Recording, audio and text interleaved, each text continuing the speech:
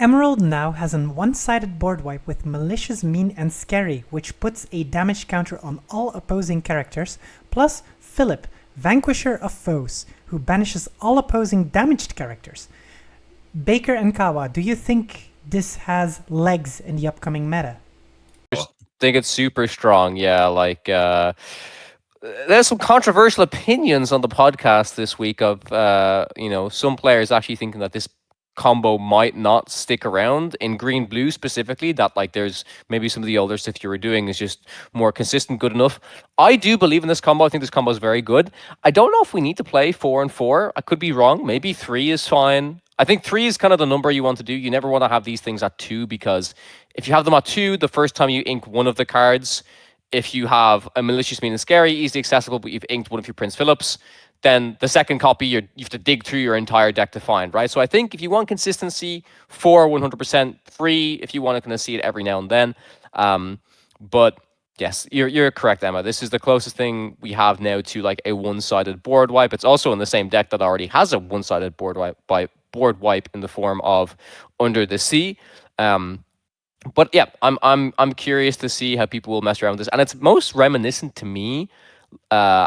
It's like similar to the big Sisu that used to come down, where it would be a body that essentially wipes the board, and then you've left this like 3 quester behind, which is like this clock for your opponent that their board's just been wiped.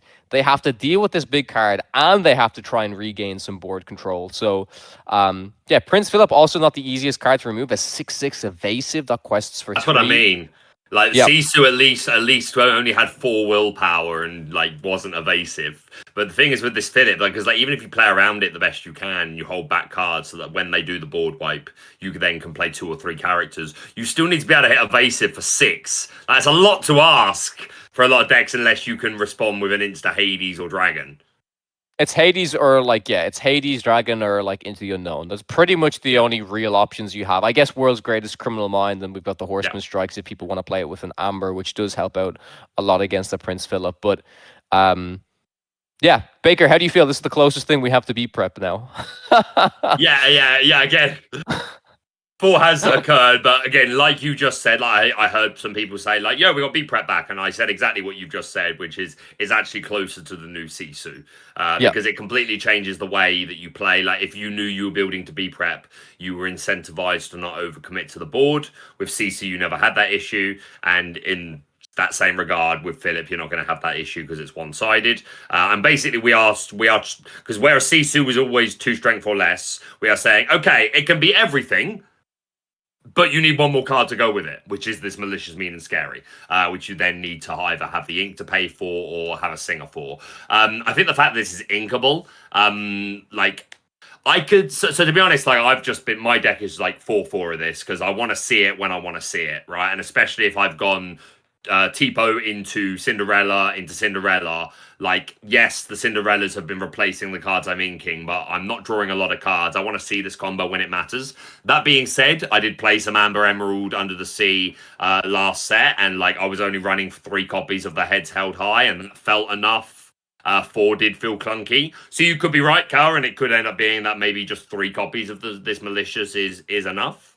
But yeah, overall, I think Malicious and Philip is the most powerful thing you can do in the game at the moment. Doesn't mean it's necessarily the best thing you can do, because again, some of these decks are just going to go under you before you can get there. But I think it is the most high impactful thing you can do in the game. Now, you can definitely make arguments of specific scenarios, like, hey, Baker, what about playing your Welcome and then drawing 6 for Clarabelle? Yes, that is also very powerful, I grant you. But I also argue if you've drawn 6, it's because they've got 6 cards and you're about to go into their hand turn and they're going to benefit from it first. And I don't know if that's the same as board domination, because I think we're all agreeing competitive Lorcana, you can have 6-7 cards, but if your opponent's won the board, you don't necessarily have the way to get out of that hole, right? So I think Malicious plus Philip is one of the most powerful things you can do. Again, the fact that blue-green can literally do this on turn 5, if they want to, is kind of insane, and they don't even lose that many cards for doing so. If they went Sail, great. If they went Cinderella into Cinderella, then the 2 cards that they ink just replace themselves anyway.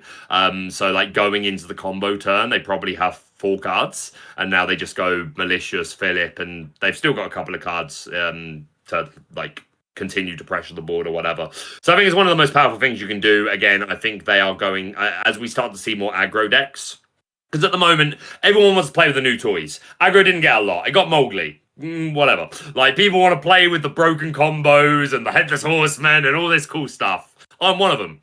But I think Amber Steel will absolutely, like, bring some other decks back to reality, and those lists that we're seeing day one from myself, from Podcana, from everywhere, they're all eventually going to have to say, okay, there's still a lot of Amber Steel. There's still a lot of, like, turn 2 Tianas winning the game by turn 5. We need to, like, make sure that we're not just auto-losing to them. Then again, even that comes down to the meta share, right? If Amber Steel is 25% of our expected meta, some players will be happy to say, you know what? I will take the loss to Amber Steel and beat everything else.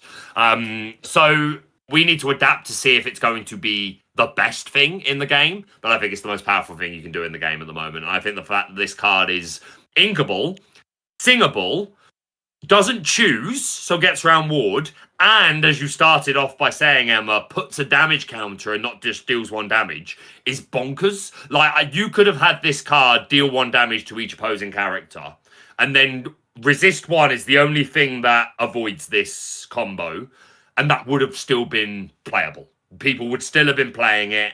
Maybe some of these interesting cards that are kind of bit vanilla, but they have resist 1, then become playable because specifically they avoid this combo. Again, I'm thinking way too far ahead, but overall, my point is this card in itself is bonkers, and we've been waiting for Philip to be playable for ages, right? We got him set 4, never had the tools. Eventually, we got a 3-cost warded shift target, great. But there was never the consistent way to do damage. Like Tinkerbell, sure, but then you've just played 6 ink for Tinkerbell. Do you also have 6 or 9 ink to play this Philip? Probably not. Grab Your Swords was uninkable. So it was just kind of meh, but this is exactly what it needed to bring it to life. So expect to see a lot of mirror matches this set.